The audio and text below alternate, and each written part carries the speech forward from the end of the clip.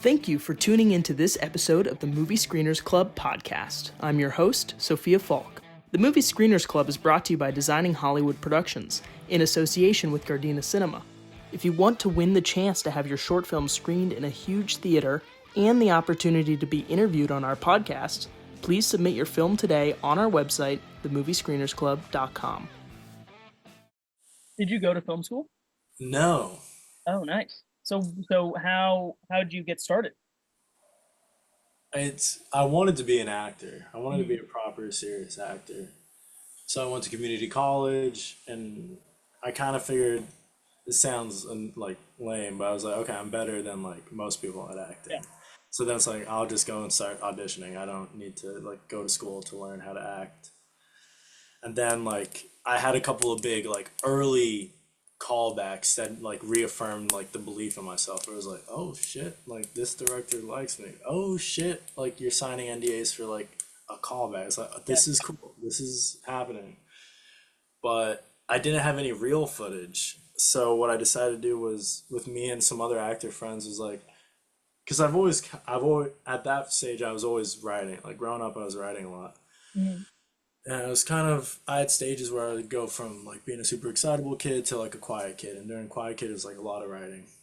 And I also grew up like playing with a lot of action figures. Like I'd spend like 6 hours in my room playing with action figures. And I set up like a story and like events and like, you Yeah. know. So in a way, it was like almost I put in the 10,000 hours of like how to make an interesting like plot. So then like flash forward to when I'm like 19, 20 is like, okay, I need real footage. I'll write a story.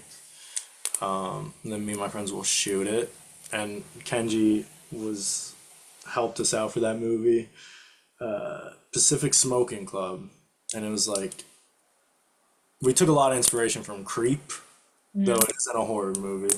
We were just like they shot it cabin. Like I guess the way it was shot was like the two actors and one of them was the cameraman, and we were like, killer. Group of 5 people, one of them's the cameraman in a cabin up in Big Bear. Boom, we have our location. We know like how we can shoot it, and yeah. So that was the first real test of like filmmaking, and we did it, and like we made a movie, and of course we didn't really know how to use cameras or lighting or any of that stuff, but the story was solid, like. And I think after that I realized like, oh, this is insanely rewarding. Like writing something that you think is decent and getting to be in it, but also like have the people you care about in your life like in it, where it's like this is the dream, you know. So then from that point, I still trying to audition for things, and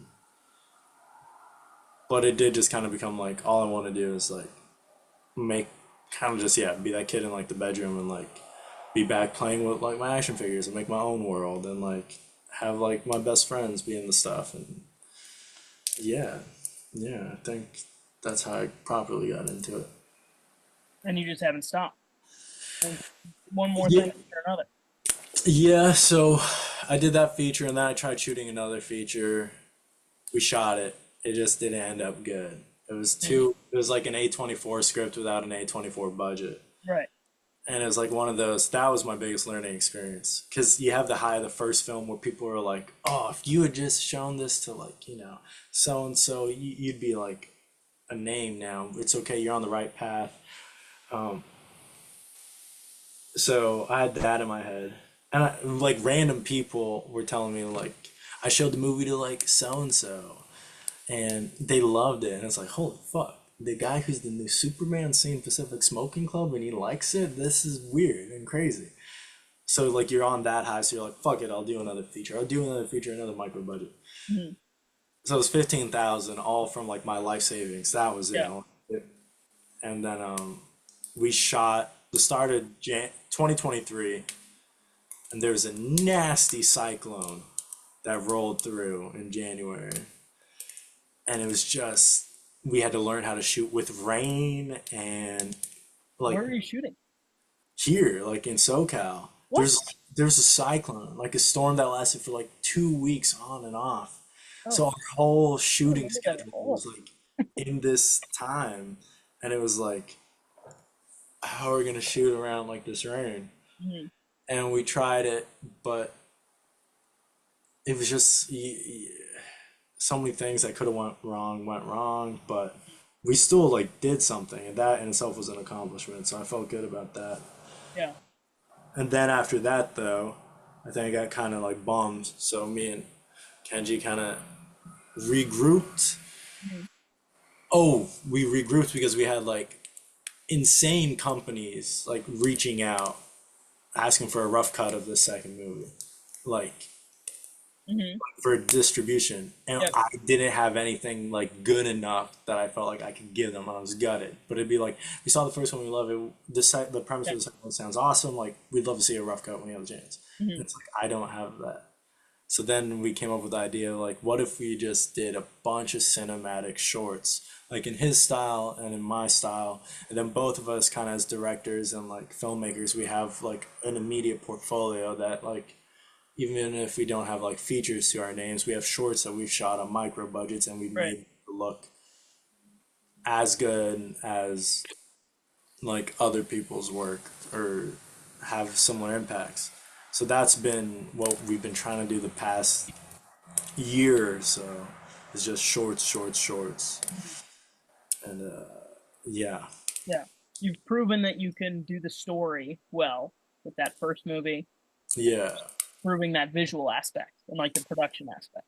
yeah. And that's still something I think I need to put more emphasis on is like taking time with like either renting out the proper equipment or like saving up to buy the proper equipment Right. because I do get so like we have the story, we have decent actors, we have a camera, we can go and do this. Mhm. But I do think sometimes probably what keeps myself back as a filmmaker is that like instinct, let's just do it now.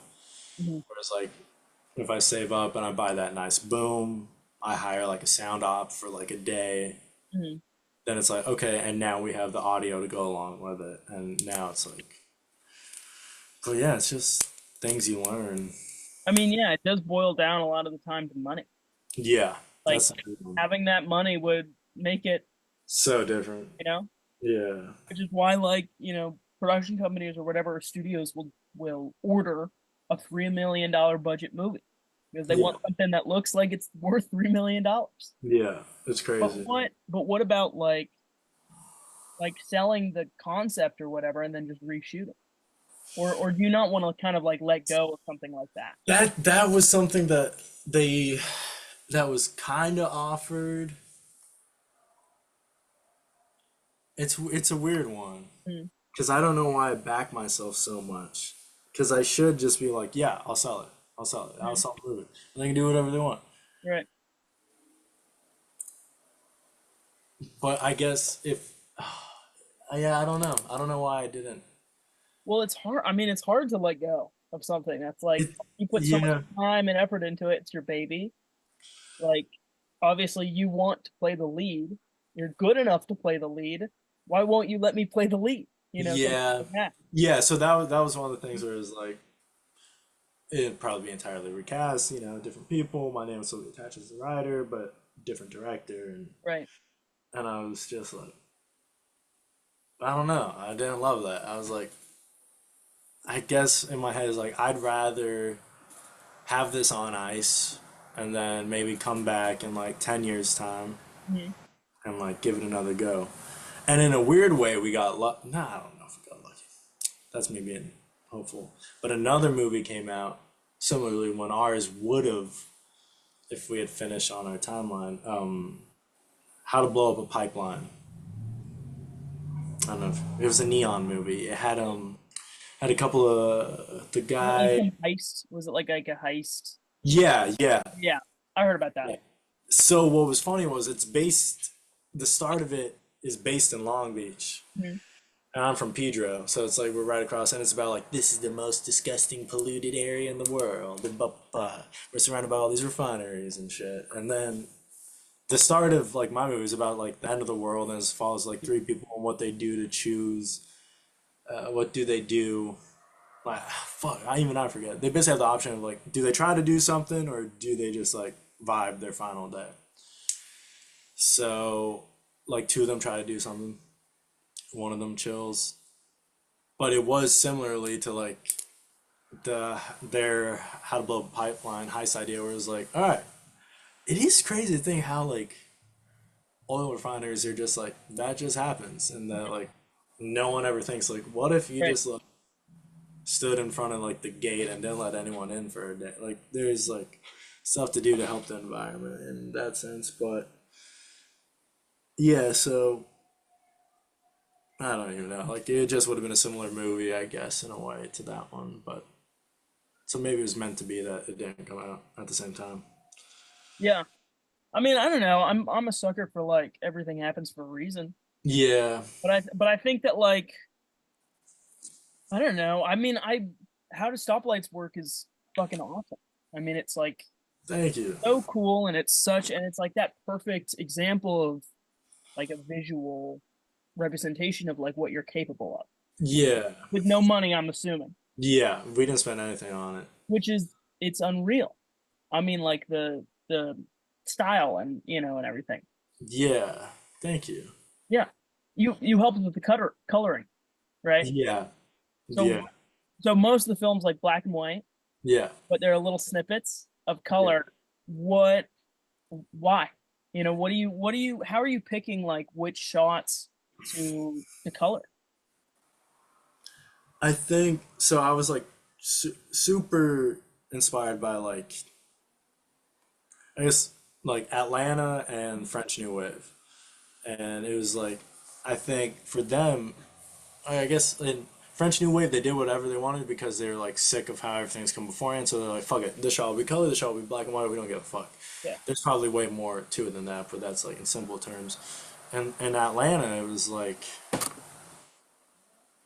the way they use color is so like intrinsic to like their characters. So some episodes like it'd be muted colors and you'd be immediately knowing.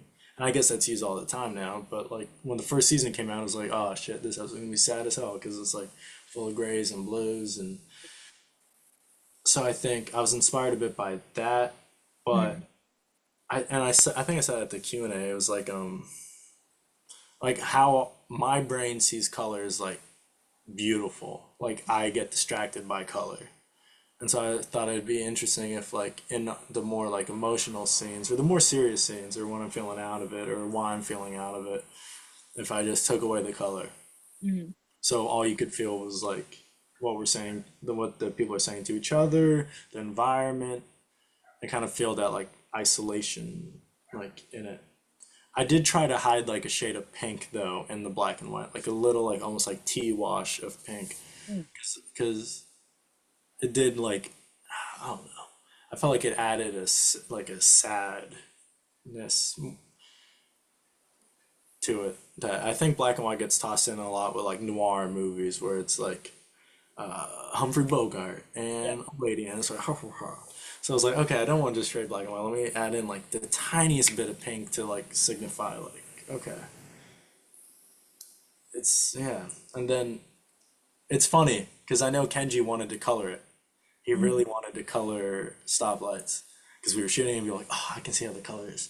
But then me and him do have different styles of like coloring where like he's brilliant. He's stunning with coloring. Like he can make it all match perfectly.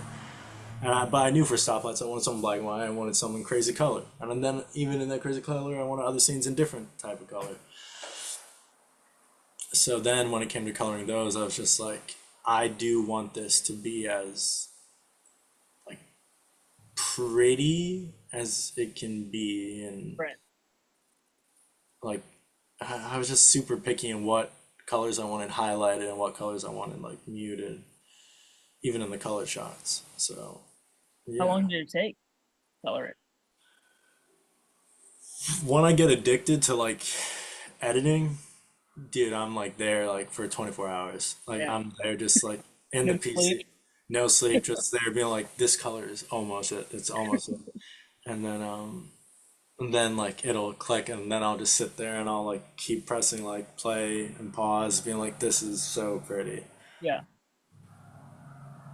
I mean, it is really funny too because like all the black and white, or at least when I watch black and white shots, it feels quieter. Like Yeah, it feels like it's more intimate. You're yeah, especially like a lot of the shots that you chose are extreme close-ups. yeah, You're like here with everybody. yeah, And that just kind of adds this level of like, okay, I better pay attention because they're talking at me right now. yeah, I don't want to miss anything. yeah, that's true. I do love. I'll remember when we'll shoot. Sometimes I'll go to Kenji. I'll be like, I need an insane close up. Like, I won't even say close up. I need an insane close up. I need you like here, Mhm. like be as tight as we can. And then sometimes in that I'll even crop it. So then I don't know. It's what you just exactly said. I just think, especially now, the way everything's so perfectly shot, we'll almost get like, we'll get that shot, reverse shot, we'll get dirtied shots, we'll get like all this and this, but there is kind of a lack of just like, boom, to here, Mhm. where like it feels almost uncomfortable when the camera's like here and you're only seeing like my eyes, my eyebrows, Mhm. like the bridge of my nose, and I'm talking because it's like, oh man, especially like if it's in the right moments, it's like, oof, you can kind of see a tiny bit of like pain there, or like we use it a lot for the director character Lauren in their like close-ups when they're being weird because it's just like I don't know. I think with good actors, there's so much in the eyes where like you can just have it on that and be like, let them do their thing. Yeah, yeah. You could be up close and personal, and you can really like tell when you're that close. You can tell if somebody's acting, or if they're such a good actor that they are completely somebody else. That's So, my biggest. That's yeah. That's my biggest. I guess pet peeve, and maybe why like I stopped trying to be an actor because I don't love actors that love acting for themselves, and yeah, you can tell yep. when someone is like, "What show am I?" I'm watching. To be fair, it's a good show. It's a good horror show right now. Me and my girlfriend are watching. It's called From. It's Mhm. on MGM Plus. And what I love is the cast of nobodies. A cast full of just like Yeah.